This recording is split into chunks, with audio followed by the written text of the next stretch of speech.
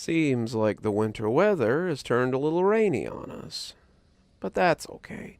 We've got a warm fire and lots of great stories. Welcome to Cozy Horror with me, Dr. Plague. Let's get started with some of my all-time favorite stories that I hope are some of yours. It's weird being a person in a foreign land. You don't really speak the language sometimes. You don't know the people. You don't often know the customs and how to avoid certain local legends. But let's hope that if you decide to travel abroad, you don't run afoul of the Sheela. Have you ever met someone who changed your life so completely? Someone who's your first, your last, your only? I met her once. Her name was Sheela. I worked as an engineer in China. My company hired me straight out of college and offered me a substantial sign-on bonus if I would relocate to the mainland hub. Apparently, the company was responsible for many of the dams across China, and due to poor upkeep, many of the lawsuits leveled against them had been for machinery failure. My job was to check the machinery in the dams and make sure they were working correctly. It's a pretty lucrative job. After a few years, I find myself nearly fluent in the regional dialect. An American is something of a novelty for the people in these rural towns. I often find myself invited to bars or back to someone's house at the end of the day. The women have been very amicable, if not right out flirtatious. I usually don't find it difficult to find female companionship if I want it. Well, I didn't, at least. That was before I met Sheela, though. I was checking on a rather large dam near the coast, one that filters the often polluted river water and keeps debris from reaching the ocean. The dam's been leaking something caustic into the sea for a few months, and it was my job to figure out why it was doing that. I won't bore you with the technical details, but it wasn't hard to figure out what was going on. No one had bothered to dump the holding tanks that collect the pollutants, and they were leaking out into the dam walls and then into the ocean. No one had bothered to tell the workers to dump the tanks either. So a week of work and one pumper barge later, the dam was back up and keeping the ocean clean. That was apparently cause for celebration. The dam workers took me out for a few drinks that night. The local community, heavily centered around the fishing industry, wanted to meet me and thank me.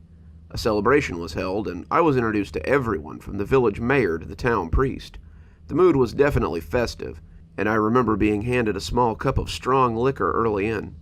The clear liquor was quite potent, and after a while, the night became a jumble of colors and sounds.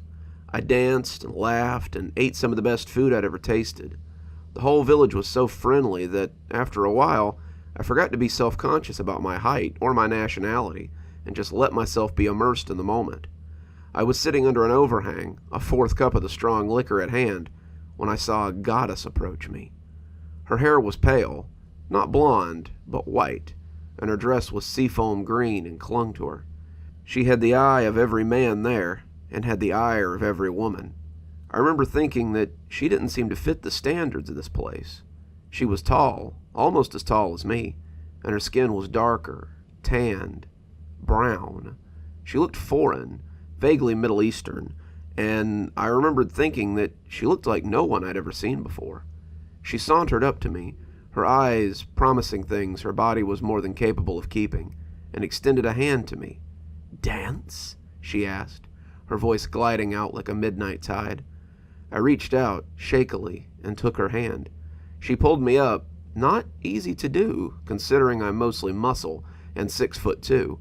As the music started, she began to spin me and pull me in time with her own internal beat.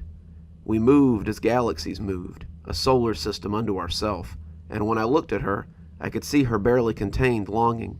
She desired me. She wanted me. And when she pulled me close, I could feel her heart racing in her chest. Her breasts pressed against me through the dress, and her lips slid up my neck. I heard her whisper something in my ear that sent pins down my spine. "Come with me. Come with Sheela." She broke from me then, a teasing finger tempting me away from the dancers. I stumbled after her, the drink and the fire in my nethers piloting me easily. Did you say Sheela? Is that your name?" I slurred, letting her lead me towards the beach. She smiled and kept crooking her finger at me as we left the festivities. She led me through the sprawl of the little dwellings that butted up against the sea, and in my drunken state I was in no mood to think about what I might be doing. Her pale hair danced in the moonlight, and her tan skin shone so pale it was almost white. It turned her into a ghost, floating along before me as I stumbled on the rutted path. She beckoned me onward, and as I came, I could hear some exotic melody floating around us in the air. Then the dog began to bark, and the melody was snatched away. He wasn't much of a guard dog, some little mutt that had been tied up in someone's yard, but the effect he had on her was jarring. She recoiled as though she had been burned, and took a few shaky steps away from the animal. The dog was lunging at her, straining against its rope, and snarling like a wild thing. He was choking himself trying to get free, and his aggressive behavior seemed aimed solely at my companion. Watching him maul the air was starting to bring me out of my daze. Then Sheela rounded on him, and hissing at him like a scalded cat. The dog yarked and backpedaled to hunker under the porch, completely chastised. When she crooked her finger at me, the lovely music began to take me away again. We came to the beach, and she led me to a spot behind a stand of vegetation. There sat a hand-carved wooden boat bobbing in the surf. As I climbed inside, I felt the weight of the drink descend on me. I closed my eyes and felt the boat slip off into the waves. My fingers splashed into the spray when they took to the water, and I remember thinking that we were moving much too fast for a boat she was paddling. I'd seen no motor, and the boat looked like the kind that you would need big oars and strong arms to pilot. As we bobbed and floated in the churning soup, I let my mind focus on the strange music enveloping me, and drifted off for what couldn't have been longer than a few minutes. When I awoke, we were on a very different stretch of sand, and her hands were pressed against my chest, her face very close to mine. She smiled when she saw that I was awake. "Come," she whispered, and was off me and out of the boat with a cat-like grace. I rose from the boat much less gracefully, and as I looked across the water, I could see the lights of the little fishing village many miles away. I looked for the oars, but I didn't see them. I must have been out for hours, because there was no way she could have gone that far in a few minutes. The little boat bobbed in the shallows, having no anchor and no means to stay put either, and that confused me as well. Surely the tide must take it back out again without something to tie it down. Then the warm laughter of my guide and the soft music enveloped me again, and I followed her into the woods.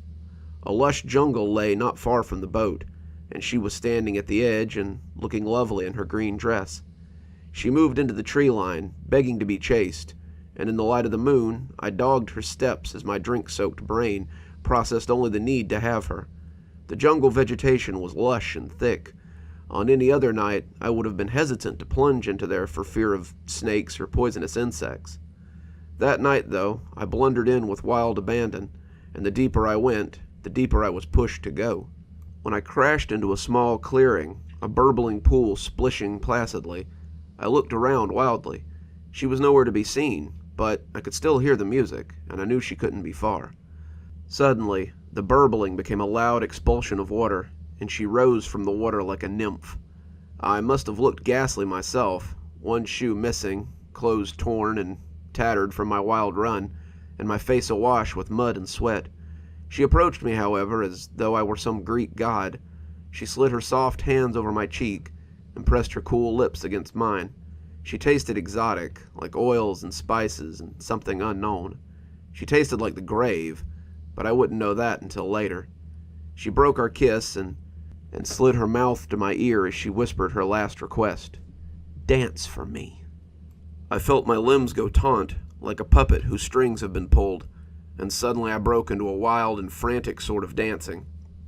The music in my head changed, becoming primal and dissident. My body threw itself wildly about. My throat erupted in earthy screams of ecstasy. I felt like one of those ravers in a mosh pit as my body danced out its primal need for her. She sat back against a rock, her dress hiking up to show me a pale leg that I was sure had been tanned earlier. Hadn't she looked exotic before? Vaguely Middle Eastern? Now her skin was pale as cream, and her white hair seemed brittle and corpsey as the moon spilled across it. Her dress suddenly seemed more like a funeral shift. and the green became mold as her cat-like eyes stared at me in the throes of my passionate dancing. I was a beast, a man on fire, and as I danced, I felt my limbs exerting themselves to the limits. My legs gave way first, spilling me head first onto the dirt. I rolled over, my arms still trying to dance, and I saw her creep forward like something from a horror movie. She scuttled ghoulishly, on all fours, and my limbs refused to heed any of the commands I was giving them. My legs twitched, trying to dance, but unable, and my arms kept thrashing and hitching feebly as she approached. I could see her staring at me from the soles of my feet as she peeked at me from between my toes. Then she opened her mouth very wide and popped the big toe of my left foot into her mouth. When she opened her mouth, I had seen a double row of sharp teeth that promised to strip my flesh even as they bit through the bone. As the toe entered her mouth, I knew I would never see it again. When she sucked the toe instead, I thought maybe I'd been mistaken. Perhaps she was just playing with me. Maybe the alcohol had made me hallucinate, and this was nothing but a gin-soaked dream. Then she bit the toe, parting it from my body as she chewed with an ecstatic look on her cannibal's face. I cried out, but my cries mixed well with the dance's primal scream. No one would hear me out here anyway. We were miles from civilization. Even the fishermen on their boat that might be close would probably think I was a strange night bird. No one was coming to my rescue, and my body had betrayed me in the wake of the strange song. I was her plaything, her prisoner, and she could do with me as she liked. The other 4 toes of that foot went down simultaneously. She crunched them with relish, her serpentine tongue sliding out to lick the blood from her lips. When the toes were gone, she took a bite of the now oddly shaped foot. The blood ran darkly from the nub, and she lapped at it hungrily as she chewed.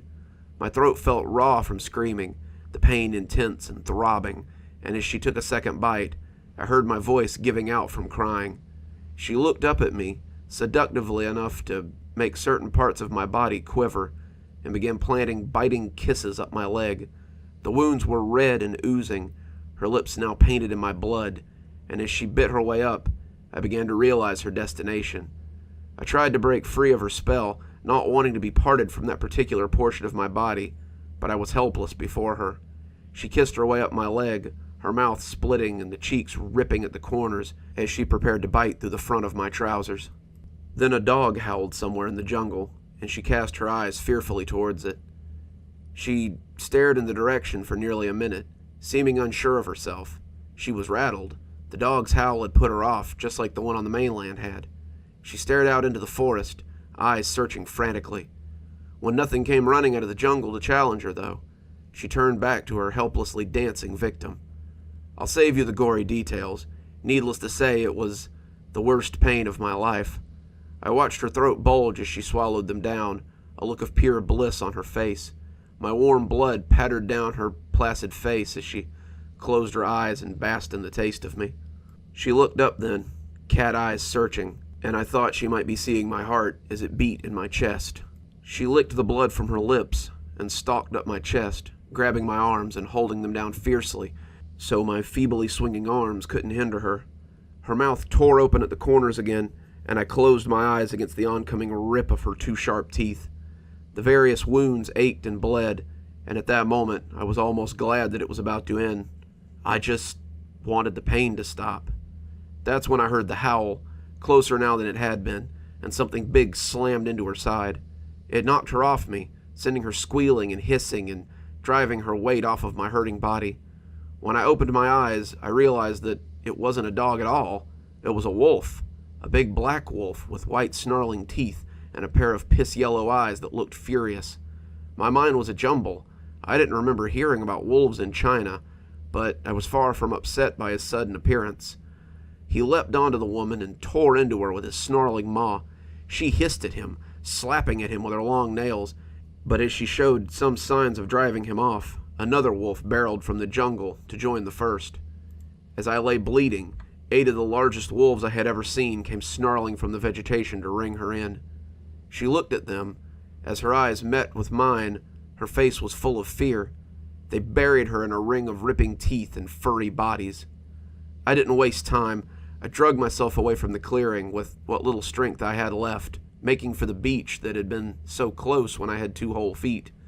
As I pulled myself away, I could hear them tearing and ripping at her screams driving into my brain like an ice pick. If you've never heard someone get mauled to death by a pack of wolves, consider yourself very lucky. I could hear them savaging her as I bled and crawled, and I had no illusions of getting far before they fell on me as well. I was leaving a clear enough blood trail and panting loud enough to be heard from the mainland. As the sounds of their feast became farther away, I began to think I might be allowed to die in the jungle instead of eaten alive by wolves. I had no hope of finding the beach again. I only knew that I didn't want to die as she had. When my fingers sank into the sand an undeterminable amount of time later, I drew them back in surprise. I had never expected to find the beach, and now that the sound of water engulfed me, I knew I might be allowed to die on the beach in relative comfort.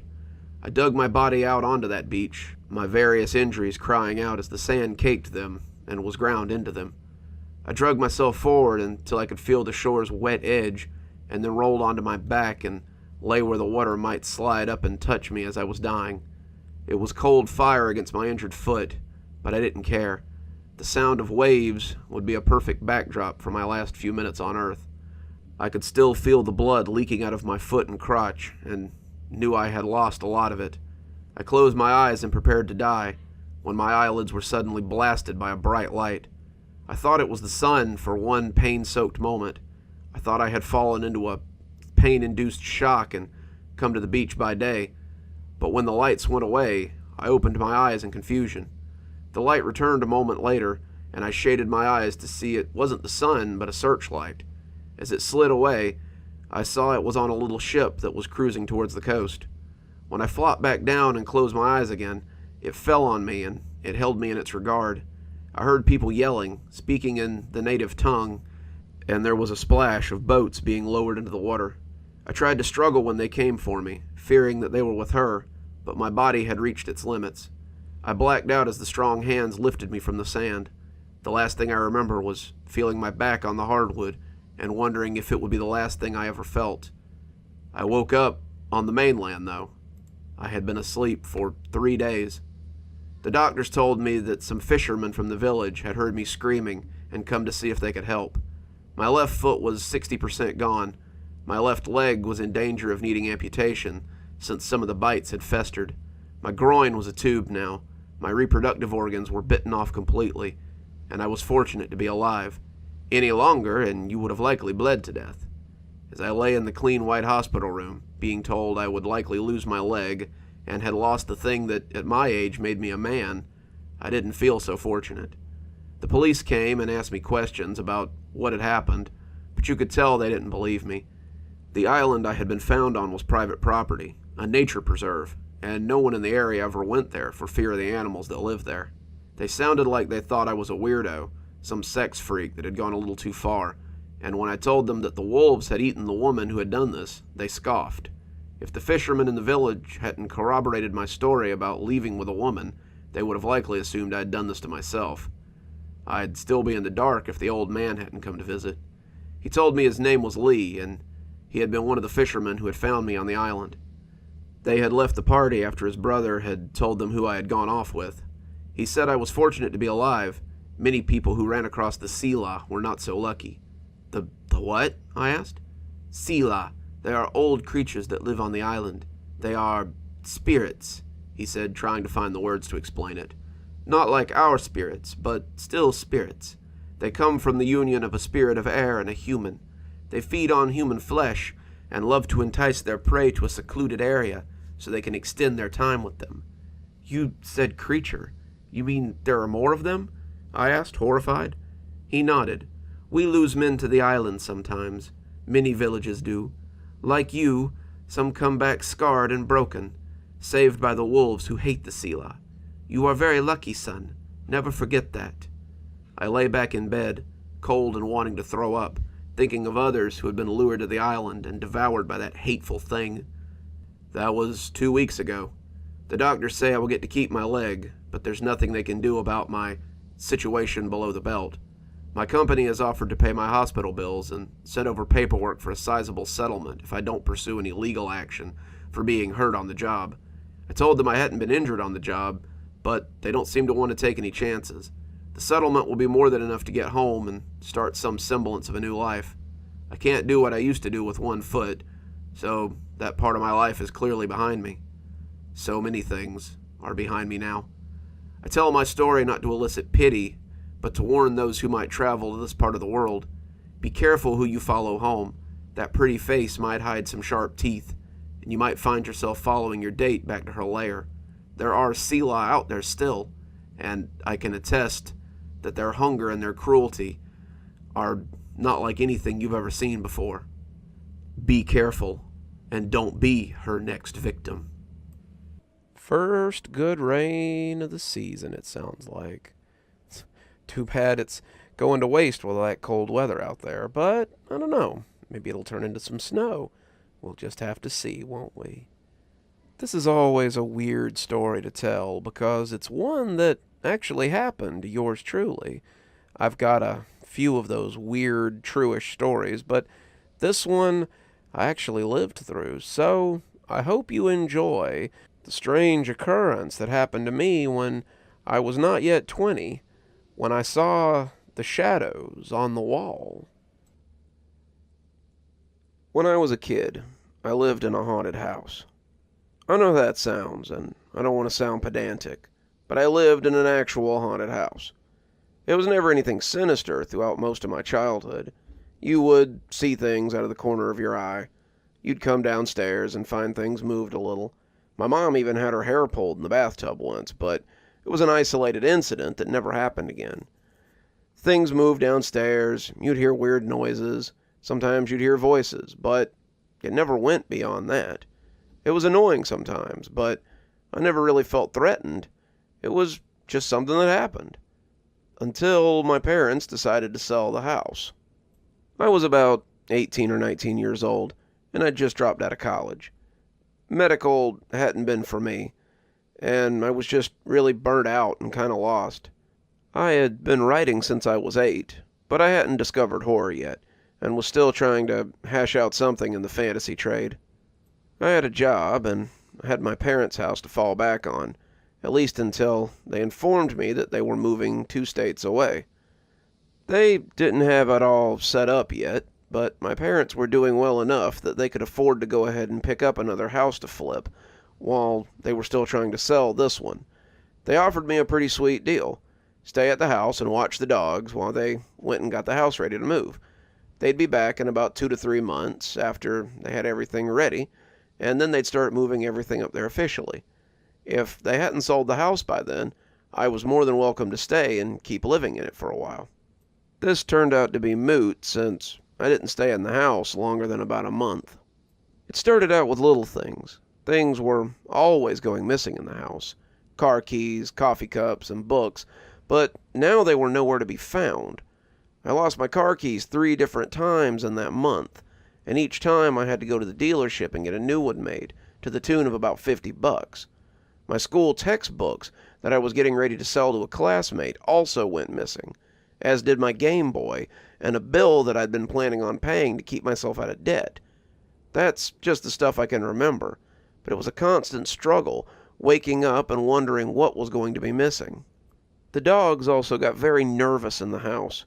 My parents kept border collies, 2 of them, and they'd always been welcome in the house, along with the other menagerie of animals that my mother kept. They'd never been uncomfortable coming in and out before, but now they seemed to want to live on the back porch rather than in the house. The Florida heat is no joke, and when a dog with long hair would rather sleep in the non-air-conditioned back porch than inside, you know something's going on. I just chalked it up to them missing my parents, but I had no idea that it was about to start rattling up. That was about the time I started noticing the shadows. I slept upstairs more than downstairs, feeling safer upstairs, in case someone decided to break into the house. We had neighbors who were less than reputable, and our house had been broken into while we were on vacation before. I figured that if someone broke in, being upstairs would give me more time to get my gun ready and call the police. But the real problem was already inside the house. Sometimes I would wake up in the middle of the night, awoken by a sound or by a feeling, and see something moving in the room. Not really moving, I guess. I'd see the shadows on the wall as they walked behind me or around the bed. I'd turn my head to confront them, but there would never be anybody there. The room was always empty, and a search of the house would prove that no one was in there. What's more, even though they were on the back porch, I knew the dogs would pitch a fit if they smelled someone in the house. They might not have liked being in there, but they didn't like anybody being in there unless they knew them. I tried sleeping on the couch, but it was the same problem. I'd hear whispery voices, see big long shadows up the wall, and when I turned over to confront them, they'd be gone. Sometimes I'd hear things moving if I slept downstairs, so I always made a habit of sleeping upstairs. Most nights I tried to have friends over, people to watch movies with, or people to keep me company while I was at home. But most every night I wound up staying there by myself. I'd stay at friends' houses sometimes, but never for very long. I had responsibilities at home, and none of their parents were ready for a long-term house guest. I should have left after the shower incident, but I managed to talk myself out of it. I really wanted to believe I had just scratched myself on something. No one wants to believe their childhood house is actually haunted by hateful spirits. I was in the shower about 3 weeks after they left. I was getting ready for work, soap in my hair, soap in my eyes, when suddenly something scratched my shoulder.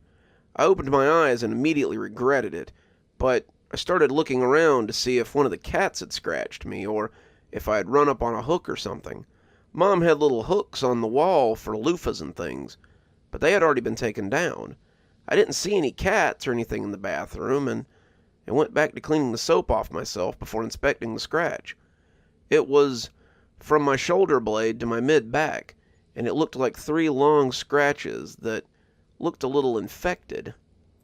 I put ointment on them and put a big Band-Aid over them. Mom was a nurse, and she had a lot of stuff like that in the craft room, and tried to ignore it. It was just an accident, after all. These things happened. So I fed the dogs and went to work, as I always had. When I got home that night, that's when the weirdness really hit a fever pitch. The second I came in the door, it was around midnight, I could swear I heard people upstairs. It sounded like 4 or 5 of them moving around on the 2nd story. I grabbed my dad's gun that he kept by the TV stand and headed upstairs to have a look. I hadn't seen any signs of a break-in, no broken windows or open doors, and I wondered how they'd gotten in without being seen. My parents had a big house, but most of the easiest ways to get in were through the living room. Unless these guys broke into a back room, I didn't figure they could have gotten in without me noticing. I came up the stairs, Beryl leading the way, but as I swooped into the big front room where my parents slept, there was no one there. I searched the house, upstairs and downstairs, but I found nothing. It was as if I had imagined the whole thing. The dogs sleeping peacefully on the back porch led me to believe that I was getting jumpy, and as I got ready for bed, I couldn't help but listen out to make sure that it wasn't just my nerves. That was when something kicked the door in, and I jumped about a foot. I was washing my face in the sink, and I winced as the soap came into my eyes again. I came downstairs several at a time, the gun back out front, to find the front door open, and no one there. I'd expected to hear footsteps as I came down the stairs, maybe even people running, but there was no one. It was an empty house with nothing in it. I made another pass at the house, but still found nothing. I was getting jumpy, really not liking what was going on here, and it was getting hard to get ready for bed. I brought the dogs back inside, little as they wanted to come in, and I tried to coax them upstairs so I could feel like I had a little company. I had known these dogs all their life. I helped my mom raise them from puppies, and it was the first time I had heard them growl at me as they stoically refused to go upstairs. They didn't snap, but I got the feeling that if I pressed the matter much, they might. I finally left them downstairs, deciding to close my bedroom door and get some rest. I put a chair under the front door as well. No sense waking up to it slamming open again if I could help it. I managed to get to sleep after some unsuccessful tossing, but when I did, it was short-lived. In my dreams, there were people standing around me, whispering. I didn't know who they were. They were people I'd never met, and when I rolled over to look at them, they had no faces. They were made of shadows, and I got the feeling they were talking about me. I can't explain why. There's no reason I have to feel that way. But suddenly, I knew that I was the subject of their conversation. I rolled over in my dream, not wanting to look at them, and that's when I saw the shadows riding up the wall. They danced and capered across the flat eggshell paint, and I realized I wasn't sleeping anymore. I could feel eyes on my back as I shivered under the covers, and the more awake I came, the more I realized I could still hear the whispered voices. These were the things that I'd been seeing when I tried to go to sleep every night, and as I came awake, I found that the shadows were still there. They were rising up the wall, 7 or 8 feet tall, and their legs stretched out behind them grotesquely. I don't know what they were saying, but I didn't like it. It was something like muttering, a constant flow of low talk, and when I turned to look at them, they didn't disappear this time. I couldn't see them, not really, no more than I believe they could see me, but I knew that they were looking at me. I was filled with the most profound terror I've ever experienced. I didn't know what to do. Did I stay? Did I go? This was my home. I had always felt welcome there, and this was the first time I had ever felt unease in the house. In the end, I chose not to confront them. I rolled out of bed as quick as I could and ran for the door. The dogs looked at me like I was crazy as I went downstairs, but I didn't really care. I was not staying in that house for another minute. I went to my car, opened the door, but remembered that I'd left my keys inside. I looked back at the house, but the thought of going back in there made my knees weak. There was no astral lights in the windows. There were no weird figures looking down at me. But suddenly looking at that dark house by night made me never want to go back in there again. I slept in my car till morning, and after the sun came up, I went to get my keys and a few things. I called a friend of mine and asked if I could spend the night at his place indefinitely, and after telling him what I had experienced, he agreed. I don't think he believed me, but I think he believed I'd seen something. His mom was the kind of person that believed in most anything, and when I told her, she insisted that I come stay. I stayed at his house until my parents sold the place, and then I went to live with my grandma until I got a place of my own.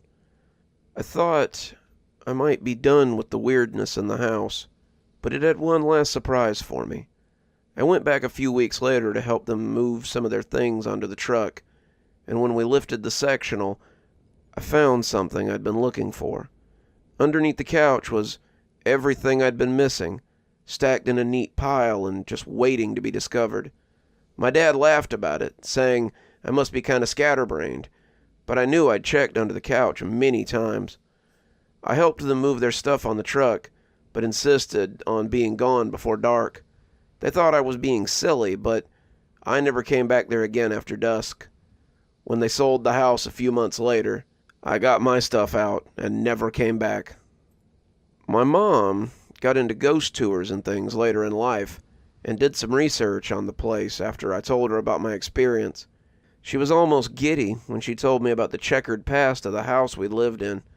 Several people had died in that house, and not all of them of natural causes. There were rumors that 2 brothers had had a duel in the backyard, and one of them was still buried on the property. A boy drowned in the pond that sits at the corner of our land. Several people died of natural causes in the house, and whether or not they're the ones who haunt the house, I don't know. I find sometimes in my life that strange things seem to follow me. They seek me out sometimes, and I think that might have been part of the reason I started writing horror. The closer I get to understanding it, the more I know I'll understand my reasons behind it.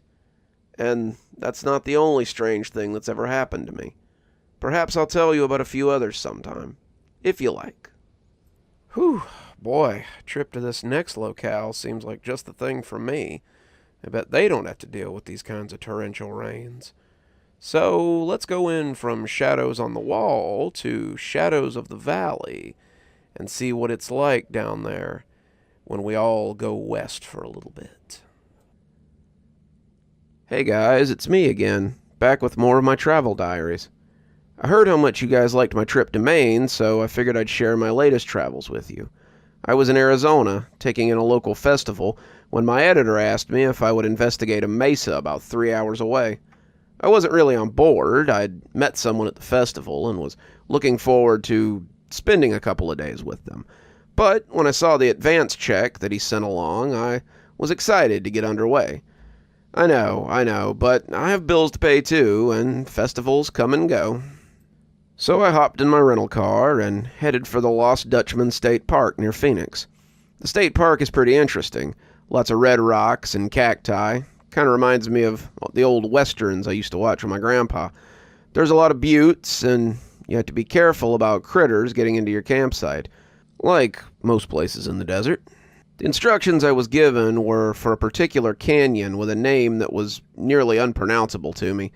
I have to type it out phonetically when I go to write the article, but the Native Americans who lived in the area called it Watcher's Ridge.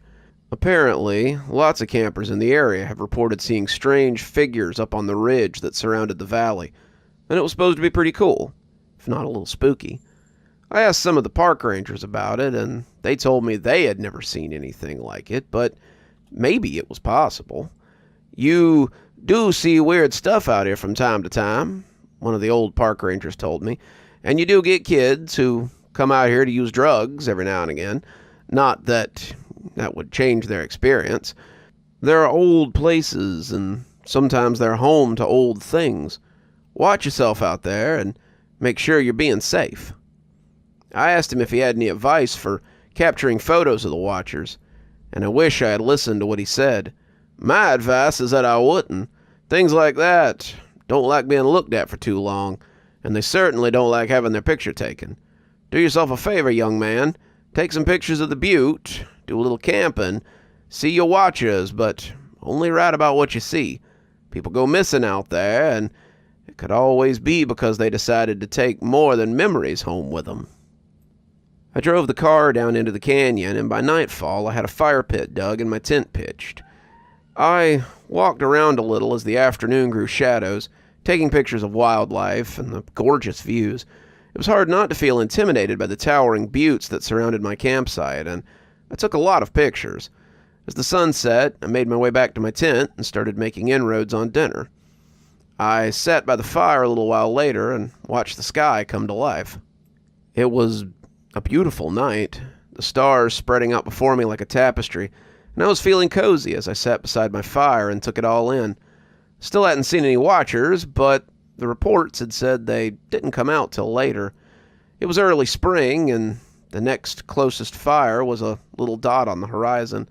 It felt like I had the park to myself, and as I sat watching the stars, I thought that if the Watchers had this kind of view every night, then it was no wonder they stayed.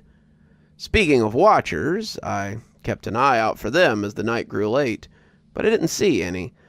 I had made sure to put myself amidst the three buttes, the best place to see one, or so the account said, and while they were quite imposing, I had yet to glimpse one of these mysterious figures. I reached for my phone and opened the email I'd gotten, looking over the accounts that my editor had sent me. There were three, one from a solo hiker, one from a couple on a camping trip, and one from a group of college students who had come out here to party. The solo hiker, who called himself Frank, talked about stopping for the night in the valley and seeing the figures on the cliffside. He'd been camping in the valley where I was now, just his sleeping bag and the stars, when he'd noticed some weird shapes on the rock wall. They were vaguely humanoid, or at least human-shaped, and had been watching him intently. He couldn't tell much about them, but they had looked like shadows that had been cast up on the rock wall. He had ignored them, and they had watched him right back. When he'd woken up the next day, they were gone. The couple had said much the same, except that when her husband had flashed his lantern at them, more had appeared on the adjoining butte. Her husband had thought it was funny then and kept flashing the lantern at them, till the whole ledge was ringed in shadow figures. His wife had begged him to stop before it went that far, and as they sat in the canyon and watched the gathering shadows look down on them, the mood had begun to shift. Suddenly, it wasn't quite so much fun with all those ominous eyes on them, and the couple had packed up in a hurry and stayed at a Howard Johnson that night. I looked up before reading the last one, checking to see if they had come while I was doing research. No such luck, though. The third account was by far the strangest. A bunch of college kids from the University of Arizona had come out to camp for the weekend and pursue academic matters in the desert. And by that, I mean they came out to drink beer, bother people who had come for a quiet weekend, and generally be a nuisance for the Park Service. They had set up about 5 tents, 2 barbecues, and tried to set up a volleyball net before the Park Service stopped them. They had requested the space for the weekend, but they'd only lasted until the wee hours of Saturday morning. There were 4 different accounts, but they all boiled down to one story. The 12 of them had started drinking before the sun went down, and 5 or 6 of them were still drinking at about 2 in the morning. They'd built a large fire, something they probably weren't supposed to do, and were sitting around it and telling stories or anecdotes or whatever. They were 3 sheets to the wind, and that was when one of the guys had said they should tell some ghost stories. No one seemed to remember who had suggested it, but Parker was telling a story about a shadow figure who had dogged his heels one night when he went back to his dorm. One of the girls noticed the figures on the ridge about that point. The boys had started out puffing their chests and saying they better stay away from their girls or they would mess them up. But as the figures stayed up there, the group started to get curious. They claimed there were 2 at the start, but as they watched them, they noticed 2 more farther down. One of them thought they had binoculars in their pack, but as they used them to look at the assembled figures, something changed. The figures started getting angry then, their shadowy forms moving fitfully as the 4 became 8, became 16. The report claimed they had started coming down the butte, just descending like ants out of the hill, and the drunk kids had decided to put out their fire and get in their tent. All 6 had piled into the same tent, waking up the 2 people already inside, and they said that all at once it was like something was shaking and pushing the other side of the tent. They could hear people yelling from the other tents, but if anyone went outside, they never said. This went on for about 5 to 10 minutes before it stopped, as quickly as it had begun. All 12 of the kids had went to check on the campsite, and they said it looked like an army had ransacked it. Grills were trampled, coolers reduced to foam pulp, and the chairs they had been sitting in around the fire were metal and cloth hulks. The kids hadn't even bothered to clean up. They had gotten in their vehicles and left, leaving their campsite behind. They had called this report into the Forestry Service, refusing to come and clean up their campsite, and were likely on some kind of list now. They would have to choose some other national park to trash in the future, I thought, as I stifled a yawn and reached for my paperback. I looked back up at the buttes and hoped they wouldn't make me wait all night. I yawned again as I found my spot in my much-loved copy of Clash of Kings and settled in to wait. The longer I read, the more the words began to run together, and it wasn't too long before the book lay across my chest, and I was snoring beside the small fire. My head had propped up against my rucksack. The fire was low, thankfully, and nothing came up to inspect me. Nothing with sharp teeth or a rumbling belly, at least. The night went on around me, the moon sliding across the sky, and if the watchers on the butte saw me, they didn't say anything. Not yet, anyway. I slept till around 1, and when I jerked awake, I was aware of little beyond how low the fire had become and how late it had gotten. I cursed, closing my book and stuffing it back into my rucksack as I sat up and rubbed my face. It couldn't be helped, of course. I had driven all day and set up a campsite and then tried to stay up all night. Something would have to give, and I suppose my body would need to recharge at some time. I had turned to get my rucksack so I could take it back into the tent with me when I saw something on the lip of the butte behind me. It was a smudge, more like the idea of a shadow, but But the longer I looked, the more I saw something hunkered up there. The moon was nearly full, casting everything in an ethereal light, and as I glanced along the butte, I became aware that I was surrounded. The ledge was full of shadowy figures, and as they goggled down at me, I reached for my camera. They hadn't liked it when someone had looked at them through the binoculars, but I needed a shot for the article. I lifted the camera, zooming in a little as I tried to get as many in frame as possible, but I had been careless. When I clicked the button, the flash went off, and in the dim light, it seemed like a miniature sun.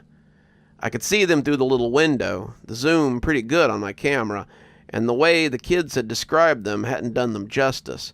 They boiled down the side of the butte like lava from a volcano, and I grabbed my pack as I made a run for the truck. I tossed the pack in, climbing behind the wheel as I keyed the engine and peeled out of the campsite. It took me close to a mile to realize that I still had my camera in my hand, and it took everything I had not to toss it roughly into the back seat. I needed those pictures, but I needed to be alive to turn them into my editor and get paid.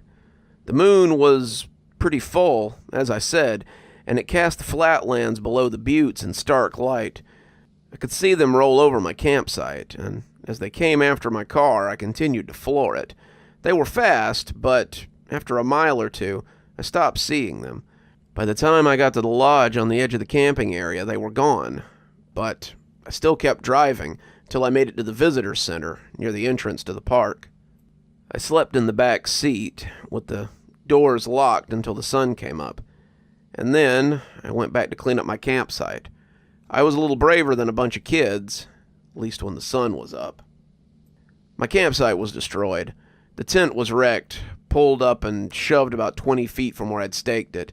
The campfire looked like a marathon had run over it. The little camp stove I'd brought was equally flattened, and I was pretty glad I'd remembered to grab my backpack. I took some pictures of the campsite, too.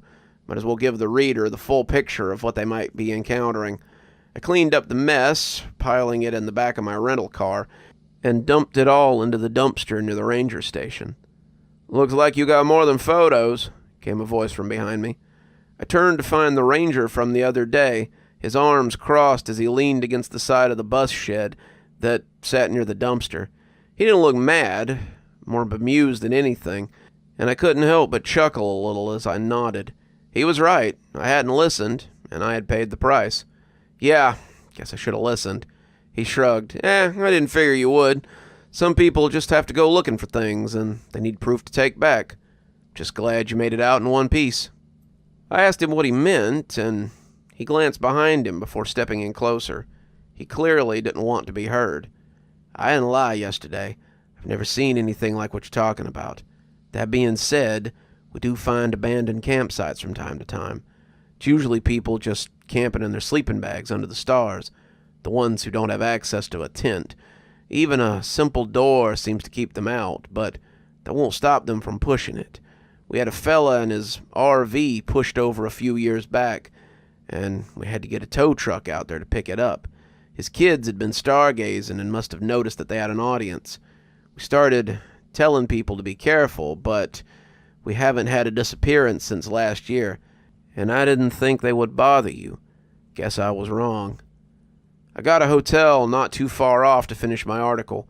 The lodge is rustic, but it still has HBO and a whirlpool tub in the suite. The article's coming along nicely, but the memories of that night in the valley may take a little bit longer to be finished with me. Stay tuned for more of my travel articles. I'm sure I'll take you with me again sometime. It's always funny when the rain comes down the chimney a bit, and you can hear the fire popping under that barricade of little raindrops that keep falling down the chimney. Sometimes the spooky things we see at night are best forgotten about, if best not seen at all. Case in point, let's move on to our next gruesome tale about someone who thankfully didn't see as much as his significant other did. So let's have a listen to Saw. "Hey, you awake?" I pretended to be asleep, but she knew I wasn't. She jabbed me with her toe, and I put on some big fake snores as I played it up and hoped she'd forget what she wanted me to do. She was always doing this sort of thing, waking me up and asking me to do something in the middle of the night. With work less than 7 hours of blissful sleep away, though, I wanted to roll over and get back to it pretty badly. As the jabbing toe came again, I finally sighed and rolled over to face her. "Not anymore, I guess." "Good. Then you can take that trash out, right?" I wrinkled my nose at her. "The trash? Really? It's 1 a.m, Margaret." She wrinkled her own nose, knowing I only used her full name when I was put out with her. "Yeah, and I've lain here and smelled that fish you put in the can for the last 3 hours. Please, for me." I rolled away from her and burrowed down into the covers. "Why don't you do it if it's such a problem?" Her voice was serious when she answered. "You know I don't go out after dark. Remember, I told you that because your mom died. Yeah, I remember. Look, can't I just do it in the morning? It's really late," and the prodding toe became a foot that playfully rolled me out of bed. "No, please. Check on Emma while you're up, too." I sighed and walked up the hall to the kitchen, pausing to look into the nursery. Emma was snoring away happily from her crib, and I cracked the door and went into the kitchen. Maggie was right. The fish was ripe, and I lifted the shiny black bag out of the can and took it out the front door. I walked around the usual pitfalls that awaited me in the dark room: toys, the footstool, clothes left for tomorrow's cleaning, and opened the front door to step outside. The air outside was thick, heavy with the smell of rain, and I just knew that it would take hours to get back to sleep after being buffeted by the aromatic wind. It wasn't until the front porch's worn boards greeted me that I realized the world looked a little strange. The walls were bent and wobbly, the colors slightly runny, and that's when I realized I'd forgotten my glasses. Now, I'm not blind by any stretch. I could navigate pretty well without them, but it was a pain to be out at night without them. I went down the porch steps, found the can, and dropped the bag in with a sudden clatter of cans, bottles, and other kitchen trash. The sound echoed across the still night like a cannon shot, and I was grateful that we didn't have any neighbors to bother. I felt for the banister rail and caught hold of the smooth wood as I mounted the stairs. That was when I heard a noise to my left. Maggie and I own land out in the country, and the woods that butt up against our property are rotten with coyotes, foxes, and the occasional raccoon or possum. This sound, however, was closer than I thought it should be, and as I looked up, I saw something gray moving out of the dog pen. Bosco, our husky lab mix, can usually be counted on to bark if he sees something weird, but as the shape glided towards the house, I remember wondering why he didn't make a sound. Watching the thing move filled me with a surge of terror and apprehension. Even without my glasses, its shape was wrong. It was long, not tall, thick, but not muscular, and it almost seemed to glide up the steps on the opposite end of the porch, as if floating. I was dazed. My senses turned up to 11, and the hairs on my body were standing on end as I stood frozen at the bottom of the steps, watching this thing open the front door before slamming it roughly behind it. That galvanized me. I was in motion before my lizard brain could think better of it. I sprinted up the stairs, through the screen door, and tripped hard against the patio furniture as I stumbled into the door. I pulled at the handle, but it was useless. Reaching to my side for keys, I found that I didn't have any, because I was absent pockets on my pajama pants. Ditto my cell phone, so my only course to warn Maggie seemed to be the old-fashioned way. I ran around the house, but found the bedroom window just out of reach. I found a cinder block, though, and sat it against the house's side as I tried to knock on the window and warn her. I raised my fist to hit the glass just as I heard the door to the bedroom open. I heard her sleepy voice say something about that didn't take too long, now did it? Heard the bed covers rustle as she sat up, and heard her scream as something made a sound between a cat and a flute. The cinder block smashed through the front door glass with an awful crash, and my bare feet sounded like cannon shots as they came slamming up the hallway on my way to the bedroom. I wrapped my hands around the doorknob, but before I could twist it, I heard the window break, and I knew I was too late. She waited for me inside, though, at least what was left of her. The police told me it looked like an animal attack. Her throat had been bitten out. Her eyes had been removed. Her body looked like someone had tried to bite her as many times as possible. Bosco had been its first victim. His neck snapped with a single twist, and Emma and I seemed to be the only ones immune to its wrath. The paramedics took her away, wrapped in the black bag they used to spare the living, as my sleeping daughter and I stood on the very porch I had just watched the creature glide onto. I sold the house after that. I no longer felt safe within the walls of that home, and the memory of that creature was too fresh for me to ever feel safe there again. Emma and I moved into an apartment in the city. I found a place so full of noise and people that I doubted whatever it was could even live there. I still have trouble sleeping. Every time I close my eyes, I dream about that abnormal shape that glided into my house and murdered my wife as she sat in her bed. Whether my Maggie knew it or not, she saved me that night. The message scrawled in her blood above the headboard was very clear on that, and me forgetting my glasses was probably the only reason I'm still alive. Maggie had always claimed that she saw her mother's killer. She told her therapist that it was a monster, something she had seen when she was a child, a demon, and when she was an adult, she had held firm to the idea that it wasn't human when she talked about it. Her mother had been on the porch with Maggie, looking out into the field behind their house, when she had suddenly put her little girl inside and locked the door. Maggie didn't see it at all, only some of it through the blurry window, but she must have seen something. That's why she had to die. The message was very clear. Scrawled in my wife's blood across the top of the headboard were 4 words that will haunt me until the day I die. Because she saw. One more story for you, and then I think it's going to be time for me to go see about a nap. This next story is about a trucker. Some of you, I'm sure, can understand his line of work. Maybe there's some of you listening to these stories from the road right now. But let's hope if you are, you don't get a look at what he saw while he was driving.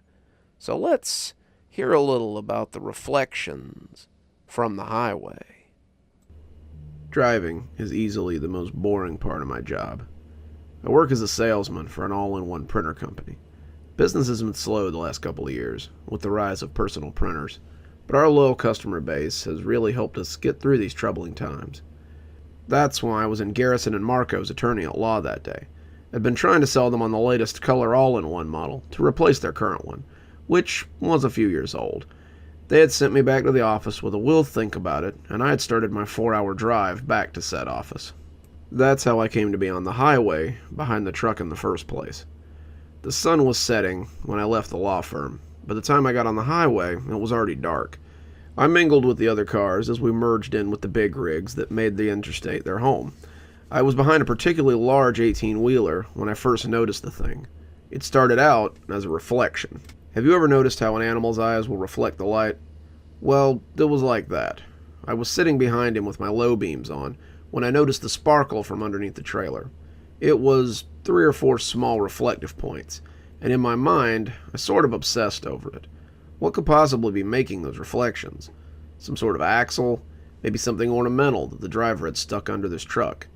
It probably seems silly to obsess over something like that as you sit reading my story. But when you're stuck in traffic on the interstate, your mind searches for all sorts of things to occupy your time. Whatever it was midway between the front wheels and the back wheels, too far into the truck for me to really make it out. I didn't think it was alive or anything, but it was a fun little mystery. I was stuck in gridlock. Some wreck up the way had brought us to a halt, and as I adjusted the radio in the beat-up old car that gave the salesman a drive, I found my eyes returning to that thing again and again. My brain just wouldn't leave it alone, and I began to create reasons for the thing to be under there. Maybe it was for stability. Maybe it was something he had put under there so people didn't hit the back of the trailer in the middle of the night. Maybe it was just one of those stupid things that people often hook to their trucks just because they can. Whatever it was, my mind had decided to obsess over it. I was watching it when my cell phone rang, and as I fished it out of my pocket, I found my eyes rising to see the thing as I said hello.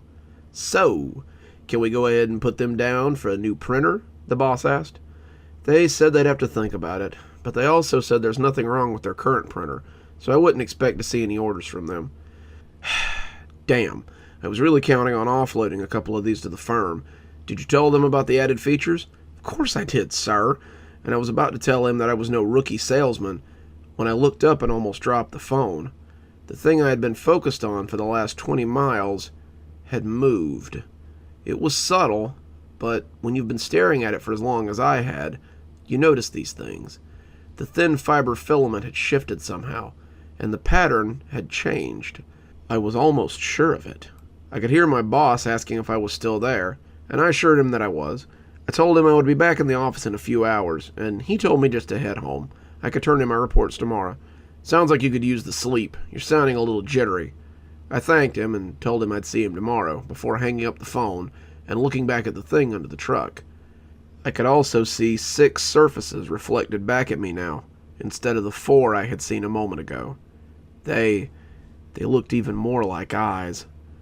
Whatever wreck there was up ahead, they must have cleared it out of the way. We were suddenly moving along again at a brisk pace, and I was glad for the shift in speed. My mind had suddenly turned what looked like some kind of ornament into something dangerous, and I really wanted to be from behind this truck. There was no chance of getting around them, though.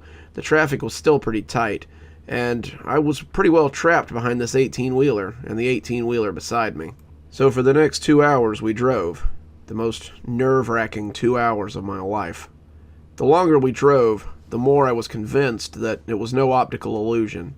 Whatever was under there was definitely moving, and it had quite a few legs that I could see. It was using 2 of the thinner ones to hold itself under the truck, and the other 6 or 8, or maybe even as many as 10, were anchoring it to the truck itself. What was worse were all those reflective surfaces that I still thought of as eyes. They were staring straight at me the whole time, and I began to believe that it knew I could see it. I shook my head the first time I thought this. I was tired, I had had too much coffee, and I was just seeing things. These were the excuses that ran around and around inside my head, like a dog chasing his tail. I didn't want to believe that I was stuck behind a truck carrying a very different sort of cargo. I wanted to believe that I was just seeing things, and I was making things up to pass the time. That sort of delusion only lasted until the thing moved closer. You see, the longer I watched it, the longer it watched me. I don't know if it knew I could see it, but it didn't seem to like the level of scrutiny I was giving it. It was midway between the cab, watching me like a predator watching its prey. The longer it went on, the less safe I felt inside my car. Something that big could surely get through the window, or break the windshield, and I would have nowhere to go in this gridlock.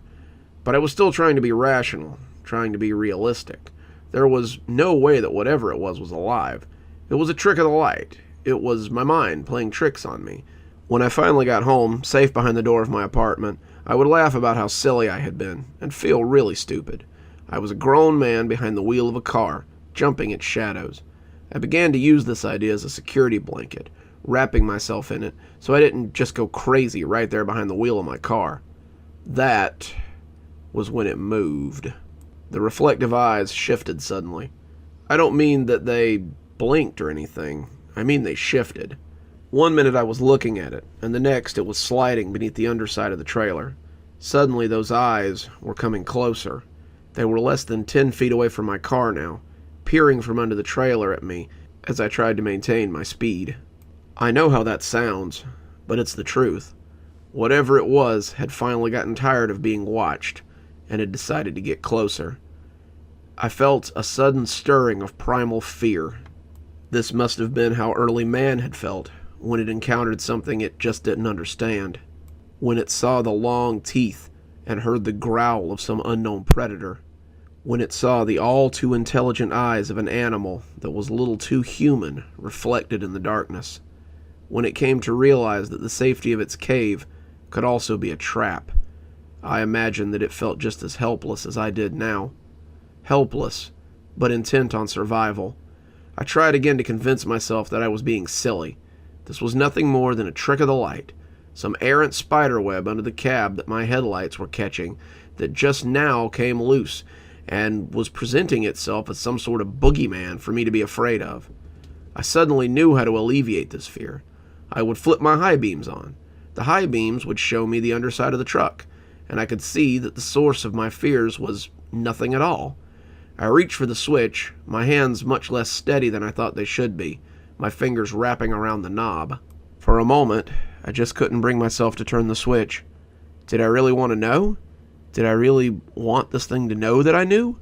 Once the monster in the closet knows that you know it's there, does it have any choice but to eat you? I shook my head and flipped the switch on. I know now that I shouldn't have done that. What was under the cab was no spider web, but it was the monster I had feared it was. It was a spider the size of a large dog. It was easily 4.5 feet tall, and it was hunkered beneath the trailer's cluster of wheels. It looked at me upside down, with its legs clinging to the metal, its fangs dripping some translucent liquid and clicking together very fast. It made a high, angry sound that I could hear from behind my closed windows, and the look it gave me on its far too expressive face was terrifying. My brain seemed to give me a choice between fight or flight, and in my cowardice, I chose flight. I pulled around the truck, pulling onto the soft shoulder of the road, and drove around it and the line of angry cars. Fortunately, there were no police officers in that line. There was an exit ramp not too terribly far from the truck, and I whipped into the on-ramp and pulled away from the highway into the small gas station about a mile later. It took me nearly 30 minutes to make my breath regular, expecting that spider creature to attack my car any minute. When I had control of myself again, I drove home. It took an extra hour, but I took side roads and back ways the whole way. So often in these stories, there's a moment of horror that comes afterward. Some accident, a truck found abandoned on the side of the road, a dead body in the truck stop, but there was none of that for me. I never heard a news report alluding to anything strange or out of the ordinary. I could almost forget about it until I close my eyes and see those far too expressive eyes looking at me as the high beams pin it to the underside and their lights. I take back roads whenever I travel now, avoiding the highway at all costs. I avoid big rigs as well. I don't ever want to see anything like that again. And just like that, it appears that today's stories are over. But don't be too sad. I'll be back again some other time with some more great tales and some more great times. Till then, this is Dr. Plague wishing you a wonderful day and a spooky evening.